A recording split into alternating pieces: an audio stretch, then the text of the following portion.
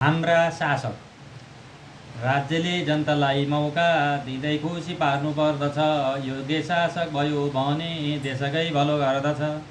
शासन गर्न योग्य ती छन् जनतामा बल ठान्दछन्, तिनैले राज्यमा जनतालाई सन्तुष्टि दिन जान्दछन्।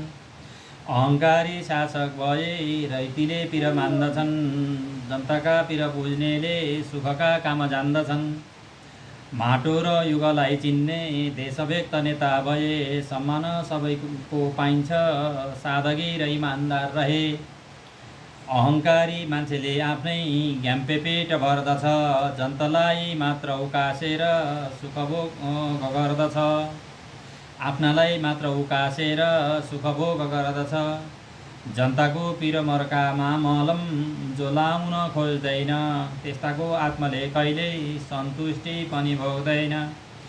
जनबलको भेल उर्लन्छ त्यस्ता दानव विरुद्धमा, कसैको दिनचर्या हुन्छ धन जोड्ने आसक्तिमा। पीडितका होइन उसले पीडकका तर्क सुनि, बस्दछ पीडकै हितमा दमनको जाल बुनी। न्यायका लागि लड्ने र निमुखा रैती हेप्दछ, उसले पछुताउँदै बोली दुःखका भारी भोग्दछ। कहिल्यै नगर वृद्ध युवा कसैले पनि अहङ्कार, बुढेसकालमा पर्छ पिरमा नसोचेको भयङ्कर।